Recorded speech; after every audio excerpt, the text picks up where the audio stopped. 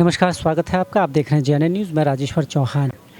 आज लोकसभा में गृह मंत्री अमित शाह ने एक बिल प्रस्तावित किया है और ये बिल है जिसकी बड़े लंबे समय से मांग चल रही थी।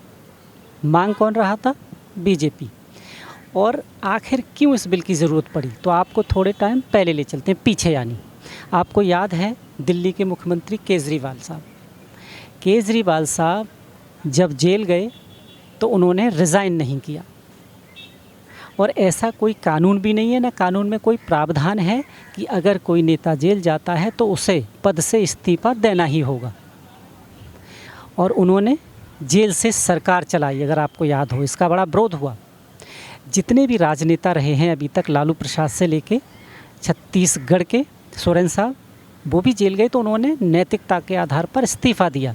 पर केजरीवाल साहब ने नैतिकता के आधार पर भी इस्तीफ़ा नहीं दिया। तो वहीं से इस बिल की मांग उठी। अब इसमें प्रावधान क्या है?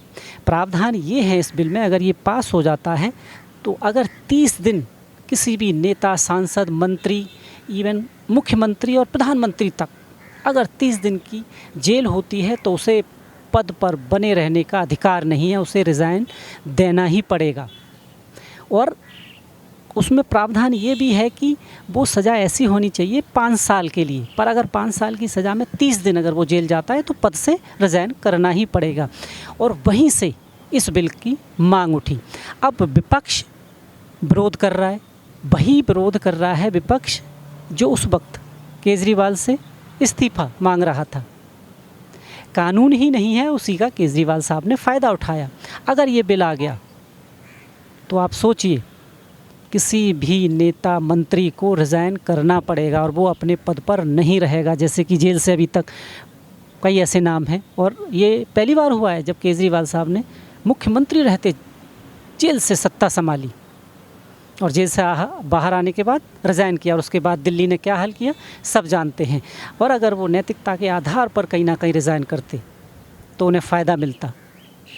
पर अब अगर ये बिल पास हो जाता है, और इसमें विरोध ये हो रहा है, अपोजिशन का कहना है कि सत्ता पक्ष तो 30 दिन का कुछ भी मामला बना के किसी भी मंत्री शंत्री को जेल में डाल ही देगी और उसके बाद तो फिर उसे रिज़ाइन देना ही पड़ेगा। पर वो ये क्यों भूल जाते हैं कि इसमें बीजेपी की सरकार इस वक्त है सबसे ज़्यादा राज्यों में और केंद्र में, तो ये कानून तो उन पर भी कहीं ना कहीं लागू होगा। इसमें अभी तक ये कहते आए थे कि प्रधानमंत्री अगर कुछ ऐसा होता है तो उन पर क्या लागू होगा। ये कानून ऐसा है कि प्रधानमंत्री पर भी लागू होगा। पर फिर भी विपक्ष है कि मानता नहीं। विरोध करना उसकी आदत है और वो इस आदत से बाज नहीं है। अभी भी कानून सबके हित में है, पर कहीं ना कहीं उन्हें लग रहा है, एक कहावत है, चोर चोर मौसेरे भाई।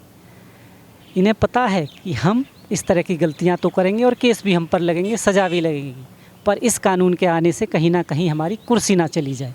अब देखते हैं आने वाले टाइम में क्या होता है। आप